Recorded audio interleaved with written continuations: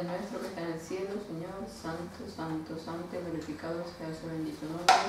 Gracias le damos, Padre, porque nos ha permitido el poder estar en esta mañana de tu santo sábado para poder entender una vez más, Señor, su palabra. Te pedimos que pueda ayudar, Señor, a las personas que verán estos vídeos, sobre todo a los más pequeños, Señor, para que usted les pueda dar sabiduría, para que puedan entender, Señor, y predicar su palabra. Guíenos cada día, Señor, ayude a todo su pueblo, a los que realmente están de corazón con usted, para que puedan hacer las cosas bien, Señor, y así ir ayudando a las personas que lo necesitan. Entonces lo pedimos en el bendito nombre de su Hijo amado, Cristo Jesús, contra nuestros pecados. Amén. No, es que era para dejarla quieta, porque si la ponía así se me iba la página. Bueno, feliz Santo Sábado, a las dos únicas que tengo hoy. Sí, pero estamos hablando de las nenas.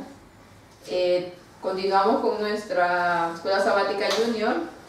Vamos por el capítulo de Éxodo 6, el número 6. El sábado pasado vimos Éxodo 5. Estuvimos viendo, ¿te acuerdas? Éxodo 6, ¿eh? No hicimos el 6. Yo no estaba, la verdad. No estaba. ¿Te acuerdas, Gisela, que vimos el sábado pasado? ¿Alguna cosita? ¿Qué? No. Bueno.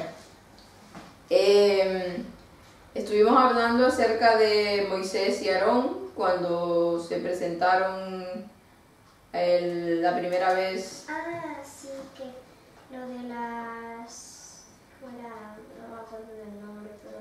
Se presentaron ante el faraón, ¿verdad? Sí, y que Moisés convirtió la agua en sangre.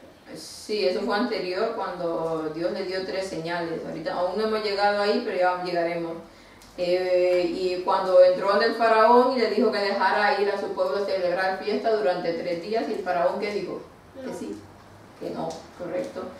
¿Y qué les hizo hacer más el faraón? ¿Qué les puso a hacer? Un buen trabajar de horas, ¿no? Trabajar de más y... ¿cómo era?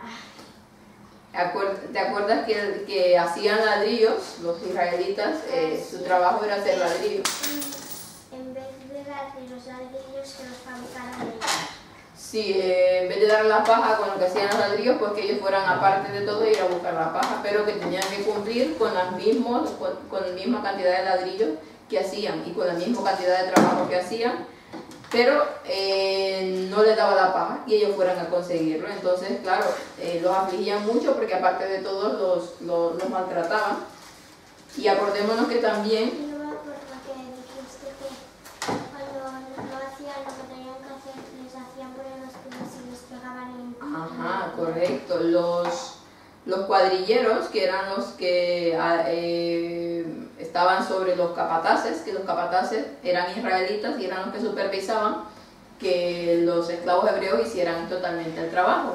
Y entonces, si los capataces tenían que hacer que hicieran esa cantidad de ladrillos, y si no lo hacían, pues sobre ellos caía la responsabilidad y los castigaban.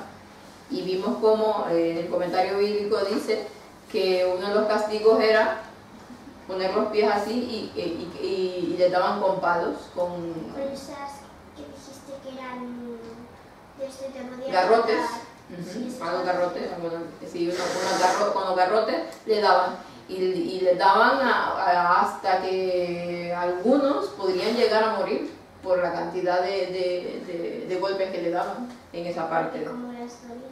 Sí, claro, sí, duele mucho que te, Para que no te duela. que te dejen la planta del pie.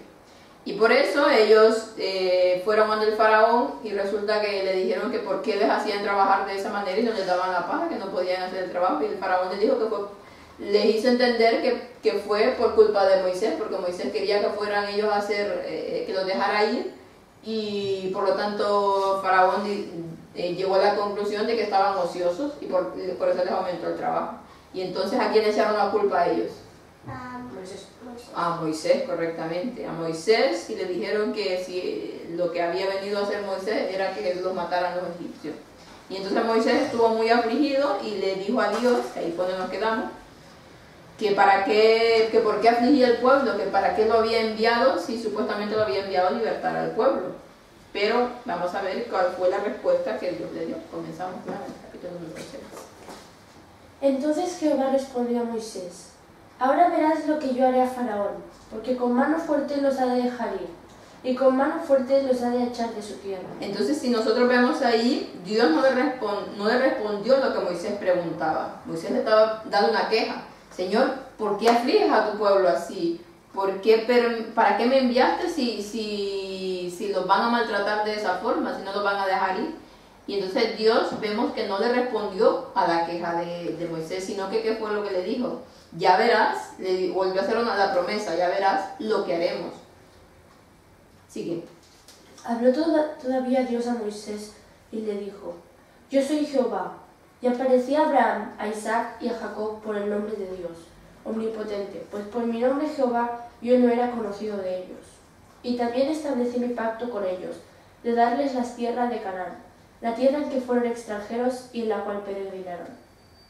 Sigue, sí. Y asimismo yo he oído el gemido de los hijos de Israel, a quienes hacen servir los egipcios, y me he acordado de mi pacto. Entonces Dios le va relatando cómo Él, a través de la historia, ha ido cuidando y liberando a su pueblo de todas las aflicciones, y le va haciendo un recordatorio de esas promesas para que Él vea que todo lo que Él está haciendo tiene un propósito.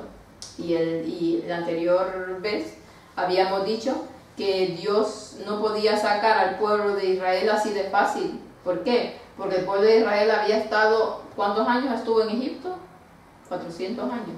400 años en Egipto, por lo tanto ya se había acomodado totalmente a la cultura egipcia algunos y se habían olvidado prácticamente de Dios, ya no guardaban el sábado, porque, bueno, unos porque ya se habían olvidado y otros porque ya les daba igual y ya no se había manifestado Dios de una manera tan milagrosa que Se olvidaron de Dios porque como estaban así todo el rato con los egipcios. Sí, claro, rodeados de egipcios, correcto.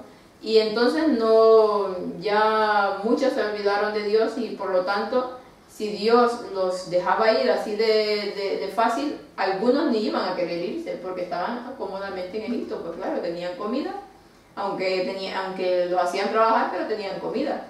Pero la manera en que iban a empezar a ser afligidos, ellos iban a desear irse de Egipto. Y aparte de todo, Dios tenía que demostrarle a los egipcios quién era el verdadero Dios y hacer esos milagros que hizo, que veremos más adelante. Sí. Por tanto dirás a los hijos de Israel: yo Jehová, y yo os sacaré de debajo de las cargas de Egipto, y os libraré de su servidumbre, y os redimiré con brazo extendido y con juicios grandes. Entonces vemos ahí los libraré, dice, con brazo extendido y con juicios grandes. O sea, otra de las cosas que por qué el Señor no permitió que se fueran así de fácil y iba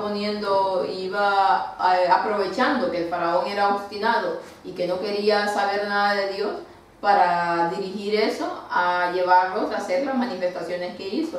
Pero le dice que con juicio, o sea que todas las cosas que empezaron a pasar en Egipto, las plagas, que las veremos después, eran un juicio sobre Egipto, sobre esa tierra idólatra. Recordémonos lo que era Egipto y lo que ha sido Egipto a través de la historia. La cultura egipcia ha sido una cultura totalmente pagana, una cultura que adora a muchos dioses y que tiene una cantidad de espiritismo y de connotaciones diabólicas impresionantes. No, pero solo hay un Dios en la tierra, en todo el mundo. Sí, pero ellos adoraban otros dioses que provenían prácticamente del diablo, que el diablo se inventaba. Bueno, venía todo acordémonos que al principio en Génesis estuvimos hablando de Nimrod, y toda esa religión egipcia que se convirtió, proviene de allí, de Babilonia, de esa parte, y se convirtió en la adoración de los dioses egipcios, de Semiramis y de todos los demás. Me perdí. No de Isis, son los egipcios. No digo que me perdí yo aquí, que no sé dónde estoy. No, sigue en la número 6. Y os tomaré por mi pueblo y seré vuestro Dios, y vosotros sabréis que yo soy Jehová vuestro Dios, que os saco de debajo de las cargas de Egipto. y os meteré en la tierra por la cual alcé mi mano que le daría a Abraham, a Isaac y a Jacob, y yo os la daré por heredad, yo Jehová. De esta manera habló Moisés a los hijos de Israel, mas ellos no escuchaban a Moisés a causa de la congoja de espíritu y de la dura servidumbre. Entonces dice que Dios le dio unas promesas. Moisés supo que Dios realmente los iba a sacar, pero tenía que cumplir su propósito, su plan. Pero ¿qué pasó? Moisés le fue a comunicar al pueblo lo que Dios le había dicho. Dios me ha dicho que nos sacará de Egipto y que su promesa es verdadera y tal. Y el pueblo, ¿qué pasaba? Dice que ya no escuchaban a Moisés a causa de la congoja que tenían y de la dura servidumbre que les estaban haciendo hacer en ese momento. Y entonces dice aquí que los israelitas que esperaban una rápida liberación, por el contrario, fueron más oprimidos, dice, debido al la mala acogida de la intervención de Moisés. Estaban pues demasiado deprimidos para ser reanimados aún por las bondadosas promesas y seguridades que Moisés estaba comisionado para darles. Rehusaron depositar por más tiempo su confianza en uno de los que pensaron que los había engañado, uno que obviamente no era sino un soñador, un visionario, sino algo peor. Congoja de espíritu oprimía sus almas y una dura servidumbre cansaba sus cuerpos día tras día, con el resultado de que les faltaba tanto el tiempo como la voluntad para escuchar. Estaban tan cansados del trabajo por todo lo que tenían que hacer y tan decepcionados porque decían que Moisés no era otro charlatán, engañador, que lo que les hacía es que el faraón les impusiera más trabajo, que ya no querían escuchar y no querían saber nada. Pero veremos que iban a ver la manifestación del poder de Dios. Sí. Y habló Jehová a Moisés diciendo, entra y habla a Faraón, rey de Egipto, que deje ir de su tierra a los hijos de Israel. Y respondió Moisés delante de Jehová diciendo, he aquí los hijos de Israel no me escuchan. ¿Cómo pues me escuchará Faraón, siendo yo de labios incircuncisos? Entonces dice que aparte de Dios le dijo, ve al faraón y habla con él y diles nuevamente que deje ir a mi pueblo. Entonces Moisés razonó, si ni los propios israelitas me creen, están decepcionados, que son los que van a ser libertados, continúa el faraón, va a hacer caso. Y empezó otra vez a decir que él era de labios incircuncisos, o sea que él era tardo para hablar. Y entonces Dios vemos que ya veremos lo que Dios le dice después. Ahora empieza que eso no lo vamos a leer, pero empieza la parte de las genealogías, que por alguna razón Moisés hizo un corte en ese momento de su narración, de la historia que estaba contando, y metió lo de las genealogías. Un corte. O sea, un corte en ese... hasta el final del 13, ¿no? Sí, hasta ahí hasta el final del 13. Estaba contando una historia, ¿verdad? Porque quien escribió el Éxodo es Moisés, estaba contando su historia prácticamente. Entonces, en un momento hizo un corte y empezó a hablar, paró de contar la historia y empezó a hablar de las genealogías, de todos los jefes de las tribus de Israel. O sea, por ejemplo, que yo explico una historia, luego la corto y explico otra.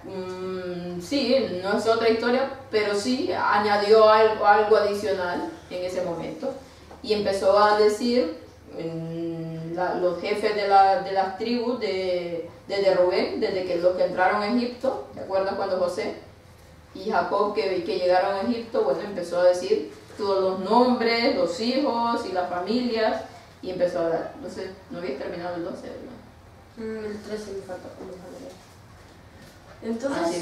Entonces Jehová habló a Moisés y a Aarón, y les dio mandamiento para los hijos de Israel, y para Faraón rey de Egipto, para que sacasen a los hijos de Israel de la tierra de Egipto.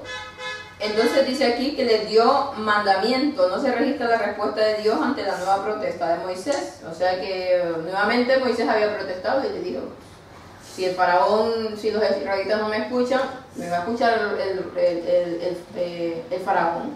Si yo soy de labios incircuncisos, o sea, tardo en el habla, no sé hablar bien. Dice que no se registra después de esto que Dios le haya contestado a esa queja. parece que no le contestó formalmente, sino que más bien le dio una orden terminante que no se emitió una negativa. Moisés fue entonces enviado a los israelitas y al rey, no con un pedido o una propuesta, sino con una orden imperativa. Le dijo, tienes que hacer esto y ya está, no te quejes más, prácticamente. Vamos al 27, comenzamos a ver lo que... Comenzó por el 26, ¿no?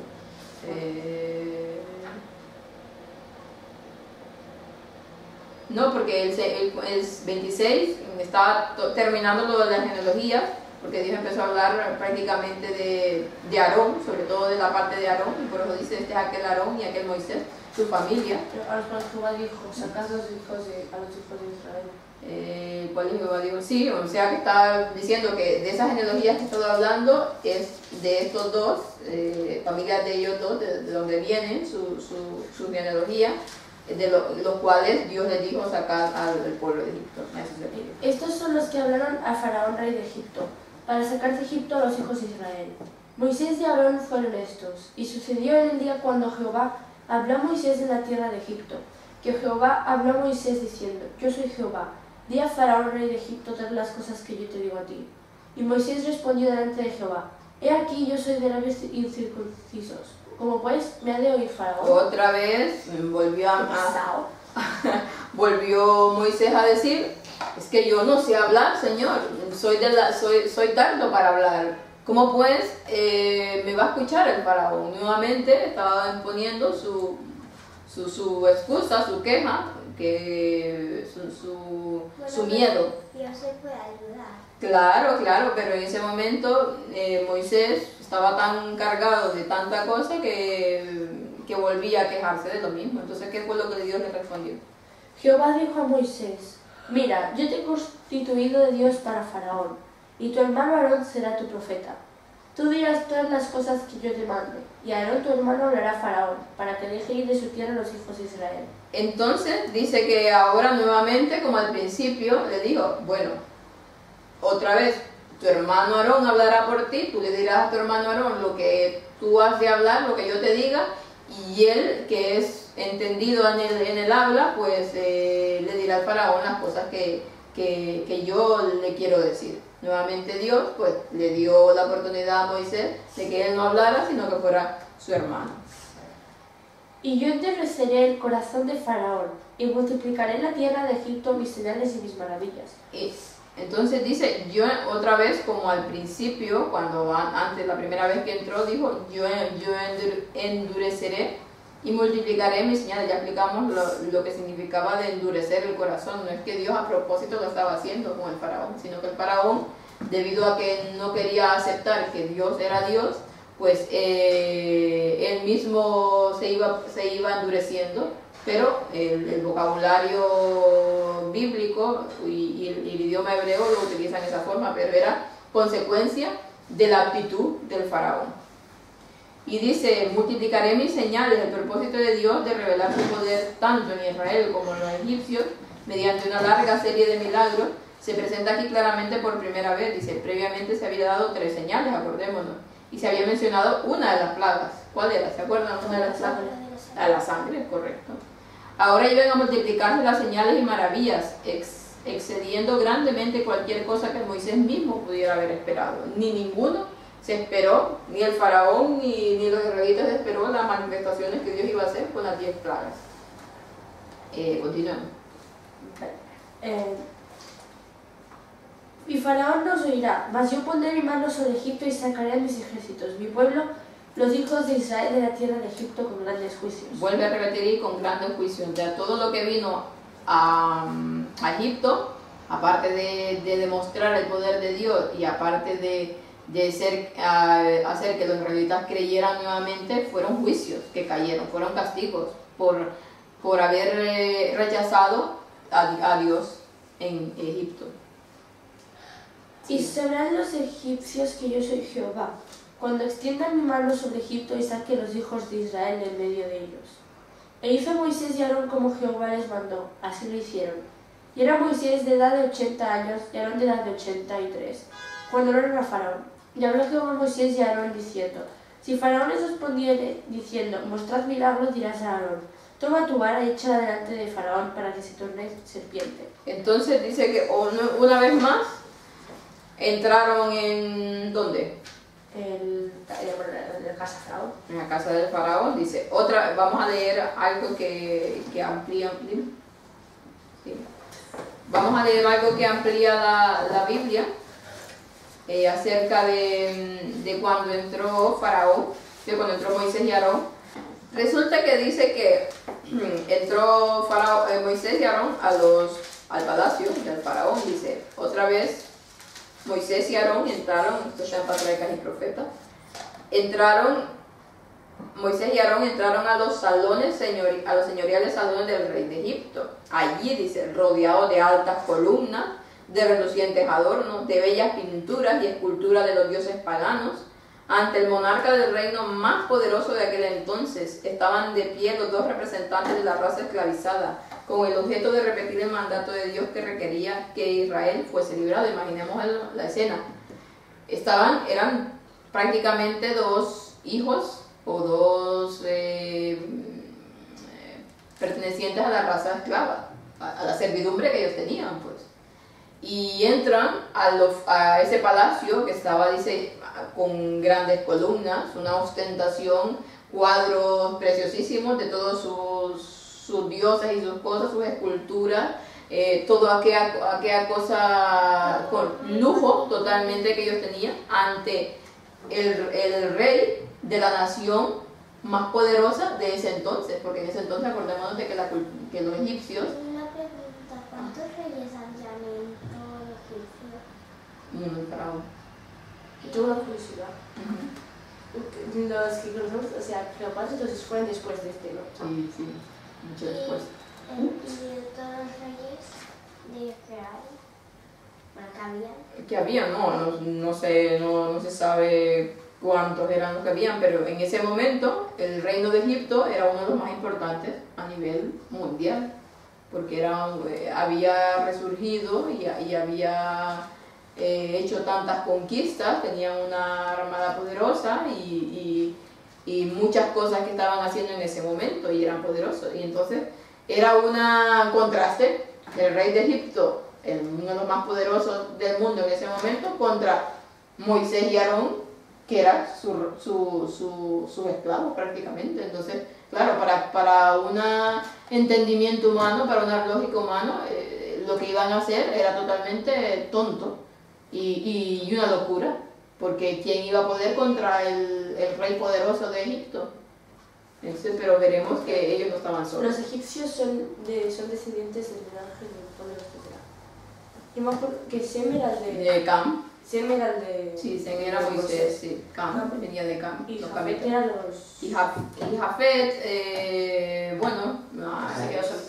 no, es otro, hay también mucha descendencia de Jafet, pero el malo era Cam. Por si de ahí venía todo el paganismo de Cam.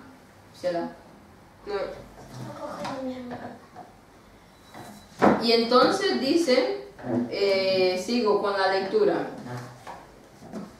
Dice que el rey, continuemos con Dios le mandó que Dios ya sabía que el rey les iba a pedir un milagro, porque si se aparecían ahí y se aparecían solo con la boca a hablar y no hacían nada, pues es que prácticamente ya los iban a matar, porque se atreven a venir aquí a decir que dejen ir al pueblo de Egipto, al pueblo de Israel, y no me demuestran que realmente tienen poder. Bueno, entonces fue lo que Dios le dijo: si él pide un milagro, pues háganle lo de la serpiente.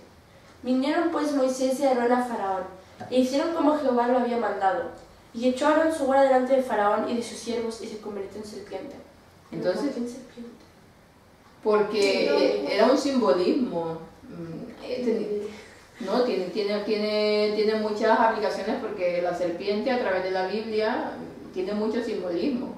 Pero en este caso, no sé si estuviste cuando estuvimos hablando la primera vez, cuando Dios le mostró cómo la vara que él tenía en ese momento, su callado, sí, Era una cobra. Era una cobra. Una cobra era un símbolo. La cobra era que tiene.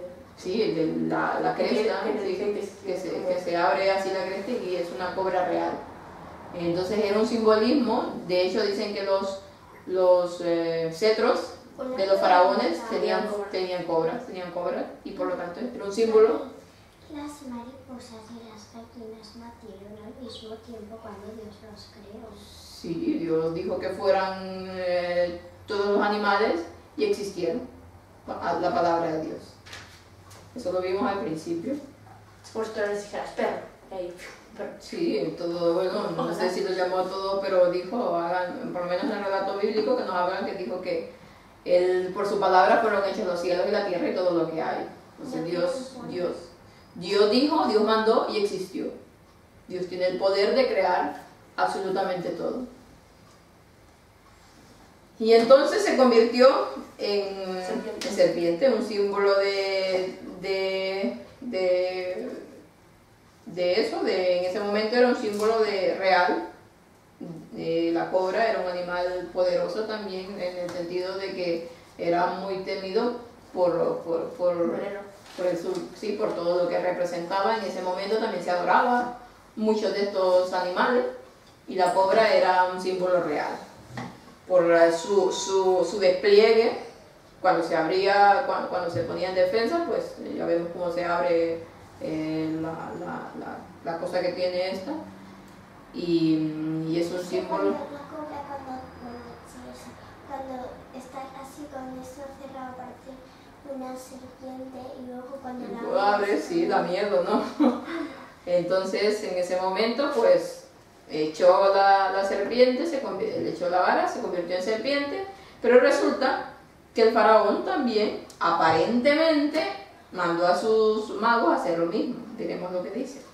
Entonces amó también Faraón sabios y encantadores. Hicieron también lo mismo los encantadores de Egipto con sus encantamientos. ¡Wow! Pues echó cada uno su vara, a las cuales se volvieron serpientes. Mas la vara de donde volvió las varas de ellos. Y el corazón de Faraón se endureció. Bueno, quedémonos ahí. Entonces resulta que vienen los magos, y luego los hechiceros del faraón. Sí, claro que no son y tiraron y aparentemente se convierte en serpiente. Pero acordémonos que eran palos. Acordémonos que Egipto tenía sus hechiceros, hablando de hechiceros o encantadores. Hoy en día hay encantadores también. Y hay encantadores y ilusionistas, ¿no? Sí. Los ilusionistas, bueno. Entonces, pero no son nada de Dios, los ilusionistas. Pero si son ilusiones, no. Sí, pero son con encantamientos, vienen también del diablo. ¿Cuáles que no? Que son ahí. Bueno, no sé, sí, pero generalmente muchos de estos hipnotizan. Es depende cuál, porque por ejemplo el ilusionismo moderno es con luces, solo te ponen ahí luces. Con luces y... Bueno, eso ya es un poco de tecnología y de cosas, pero hablando de los que son encantadores, los encantadores estos, como el hombre este... ¿Cómo era que se llamaba? No me acuerdo cómo se llama. Sí, yo me acuerdo. No sé qué niño, ahora sí que se llama. No, uno de los ilusionistas o encantadores más el hombre este que se puede levitar también. Pero uno que era muy antiguo también. No sé. Pero el actual, uno de los modernos, se llama, no me acuerdo cómo se llama, pero es uno de los mayores magos o ilusionistas que hay, que hasta ha caminado sobre el agua supuestamente. Hay unos zapatos que lo hacen. Sí, pero eso es otra cosa. Ya lo dejé. Pero hay uno muy famoso, no me acuerdo su nombre, pero es uno y que se levanta y levita. Claro, levita. La levitación, cuando se está de parte del enemigo y ellos pueden hacer este tipo de cosas, sí. Es ahora mismo prácticamente. Pero es que yo sí que había uno, pero no me acuerdo cómo se llama. Uno que era ese antiguo. Ah, sí, bueno, sí, ha habido. Ese que llevaba un turbante, me parece que era. Sí, ha habido, no me acuerdo yo tampoco el nombre. Pero resulta que en ese tiempo habían también de estos tipos de magos, hechiceros, encantadores. Yo soy la maga cutre, la que hace lo de las cartas. Dice, Elena White nos advierte de esto y dice: los magos parecían realizar con sus encantamientos varias cosas similares a las que Dios había efectuado por medio de Moisés y Aarón. En realidad no hicieron que sus varas se convirtieran en serpientes, sino que por su magia, ayudados por el gran engañador, hicieron que parecieran como serpientes para falsificar la obra de Dios. Satanás ayudó a sus siervos, dice, para que resistieran contra... Eran serpientes, ¿no? No, era una ilusión, era un encantamiento que Satanás hizo como un hipnotismo en la gente, que hicieran parecer que esas varas eran realmente serpientes. Y por eso la vida se la Yo comió. vi un video de estos y la serpiente parecía una vara de esa parecía una de esas porque casi no se movía y estaba ciego.